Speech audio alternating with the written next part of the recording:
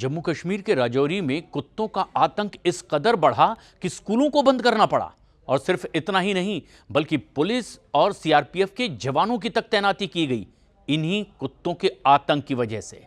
और यह घटना एक बार नहीं बल्कि ऐसी घटनाएं कई दफा हो चुकी है। कुछ दिन पहले एक वीडियो वायरल हुआ था जिसमें 5 से 6 आवारा कुत्तों ने एक मासूम बच्चे को बुरी तरह से नोच डाला। इसके अलावा केरल में बुजुर्ग महिला पर कुत्तों के हमले का वीडियो भी सामने आया था। पंजाब के पटियाला में एक पालतू पिटबुल कुत्ते ने दंपत्ति पर अटैक कर दिया, उन्हें नोच डाला, महिला को आईसीयू में भर्ती कराना पड़ा। और इन तमाम घटनाओं के बारे में आपको इसलिए भी हम बता रहे हैं क्योंकि जो ताज़ा घटना सामने आई है उसने तो और ज़्यादा लोगों को खौफजदा कर दिया है। जम्मू कश्मीर के राजौरी की यह घटना वाकई डराने वाली है। कुत्तों का आतंक, और एक दो नहीं बल्कि 7 लोगों पर अटैक कर दिया। और ऐसे में राजौरी में तकरीबन 8-10 पंचायतों में तमाम ऐसे दर्जन भर स्कूलों को बंद करना पड़ा। हालात का अंदाज़ा आप इस बात से लगा सकते हैं कि ऐसी घटनाओं को देखते हुए स्थानीय प्रशासन ने स्कूलों को बंद करने का ऐलान किया। लोगों की सुरक्षा के लिए सीआरपीएफ तक की तैनाती की गई। यानी कुत्तों का आतंक इतना बढ़ गया कि सीआरपीएफ को तैनात करना पड़ा। जम्मू कश्मीर के राजौरी जिले के कोटरंका इलाके में आवारा कुत्तों और संदिग्ध रेबीज संक्रमित कुत्तों के आतंक से लोगों में जबरदस्त आतंक का माहौल है। क्षेत्र में कुत्तों के हमले से 7 लोग भी घायल हो गए और एक के बाद एक अटैक इस तरह से कुत्तों ने किया। और सूचना के बाद प्रशासन ने एहतियाती कदम उठाए। ऐसे 8 पंचायतों के स्कूलों को एक दिन के लिए बंद करने का आदेश दे दिया गया ताकि बच्चों को कहीं कोई खतरा ना हो। लोगों की सुरक्षा को ध्यान में रखते हुए पुलिस और सीआरपीएफ की तैनाती स्पेशली करनी पड़ी। हालांकि प्रशासन की कार्रवाई के बावजूद स्थानीय लोगों के बीच में यह सवाल लगातार बना हुआ है, क्या महज स्कूल बंद कर देने से कुत्तों के आतंक का स्थायी समाधान हो पाएगा? इन पंचायतों में स्कूल को बंद करना पड़ा और प्रशासन के आदेश के तहत ऐसे कई इलाके थे जहां पर ये एहतियाती कदम उठाए गए हैं। साथ ही साथ प्रशासन ने अभिभावकों से अपील की है कि अनावश्यक रूप से बच्चों को घर से बाहर ना निकलने दें। इस ऐलान के साथ ही आप अंदाज़ा लगा सकते हैं कि इन आवारा खतरनाक कुत्तों का आतंक किस कदर बढ़ चुका है।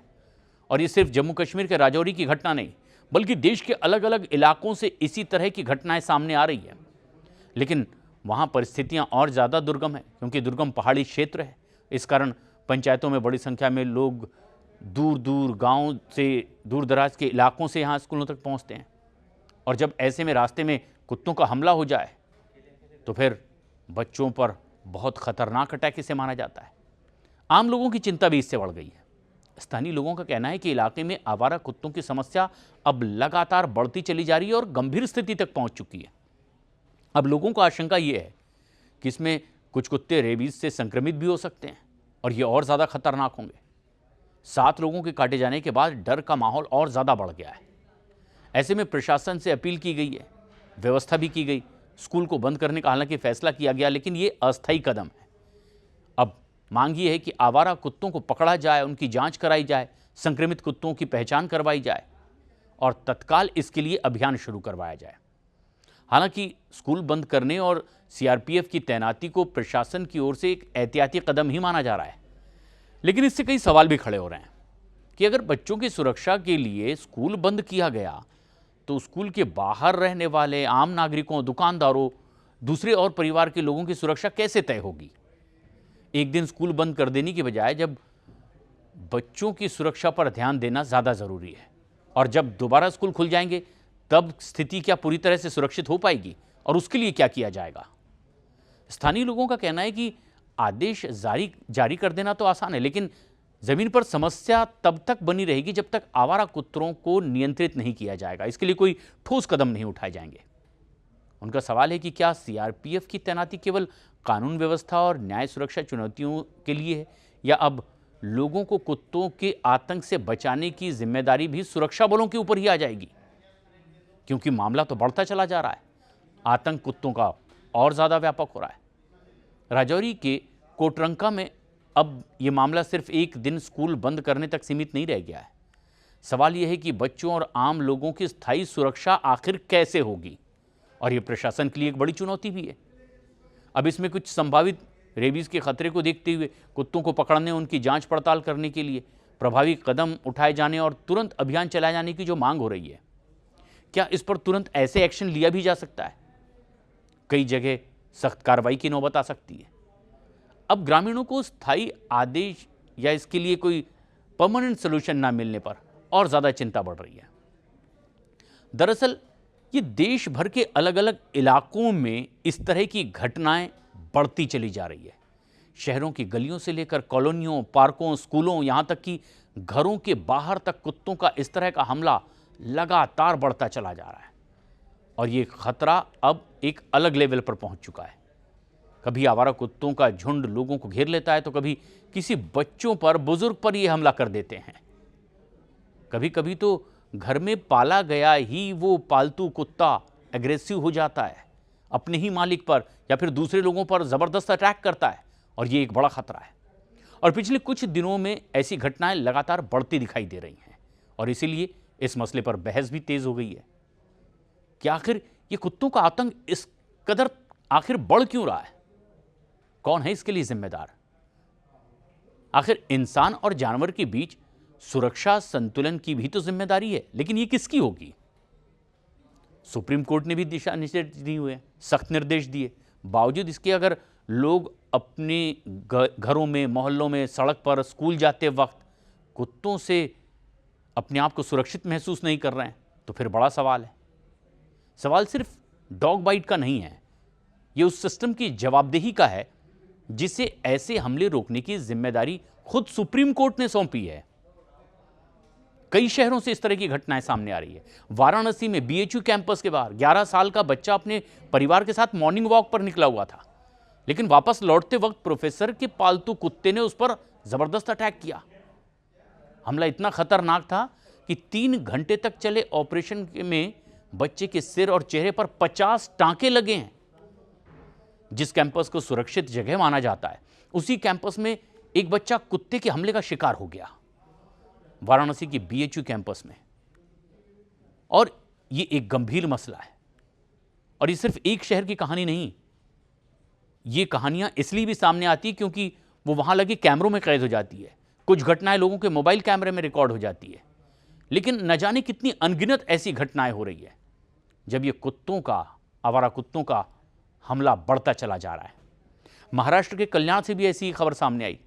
डॉग बाइट क्राइसिस की भयावह तस्वीर इससे सामने आई। खड़कपाड़ा इलाके में एक आवारा कुत्ते ने इलाके में एक ऐसा खौफ मचाया कि 1, 2, 3, 4, 10, 15 नहीं बल्कि 100 से ज्यादा लोगों को अस्पताल जाना पड़ा। कल्याण से आई इस खबर ने तो दहशत पैदा कर दी। आवारा कुत्ते ने महज 7 घंटे के अंदर 130 लोगों को अपना शिकार बनाया। कल्याण के रुक्मिणीबाई अस्पताल के रिकॉर्ड में भी दर्ज है कि दिन में 58 डॉग बाइट पेशेंट्स के नाम वहां दर्ज किए गए।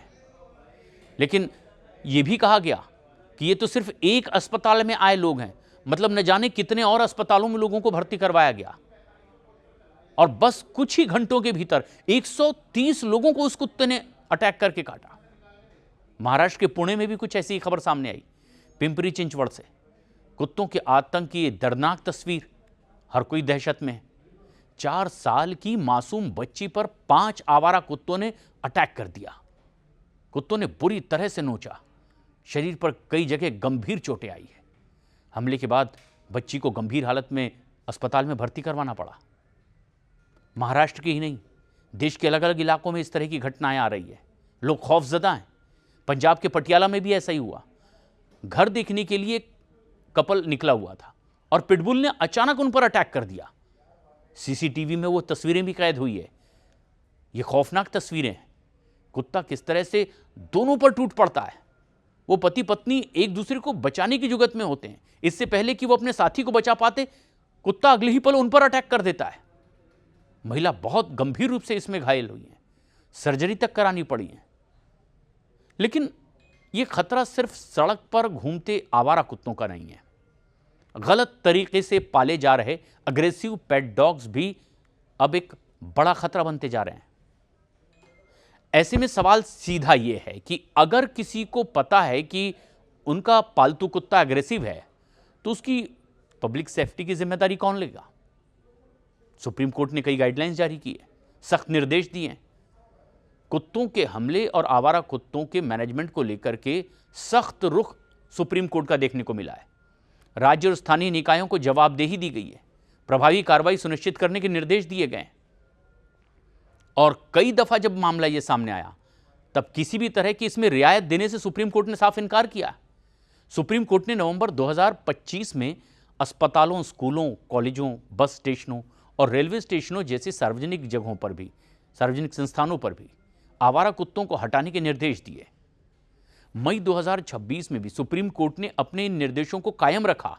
सुप्रीम कोर्ट ने कहा कि आवारा कुत्तों के हमलों की घटनाएं सार्वजनिक सुरक्षा के लिए गंभीर मुद्दा है और ऐसे में सुप्रीम कोर्ट ने जोर देकर कहा कि बच्चे और बुजुर्गों को ऐसे खतरों से अकेले निपटने के लिए अब नहीं छोड़ा जा सकता।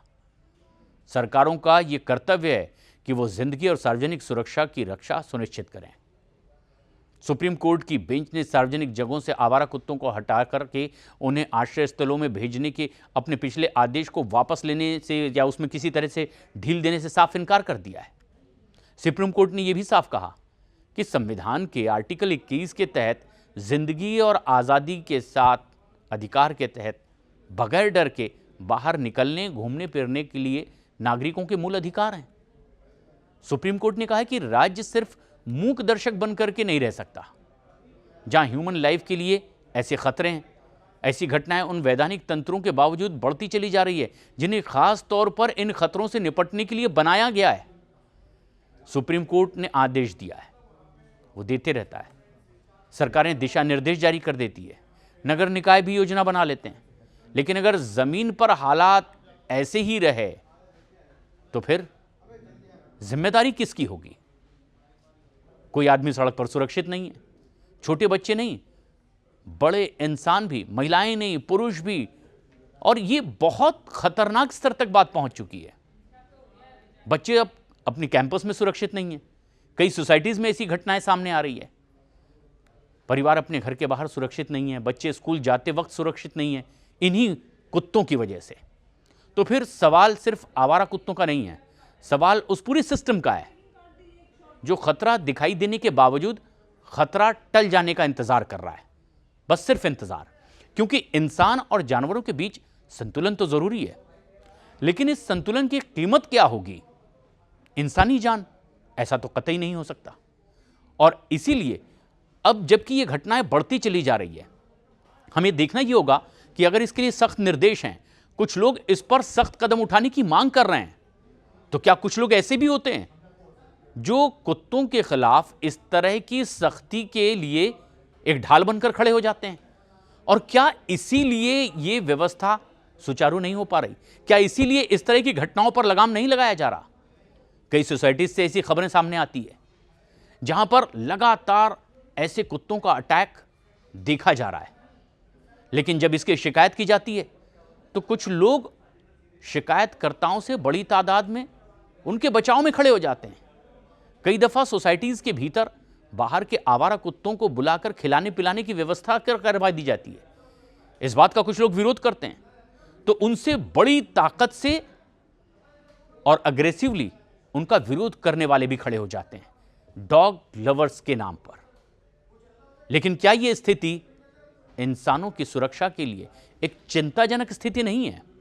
क्या उन्हें सोचना नहीं होगा कि जानवरों से प्रेम तो उचित है, लेकिन क्या इसकी शर्त इंसानों की जान हो सकती है?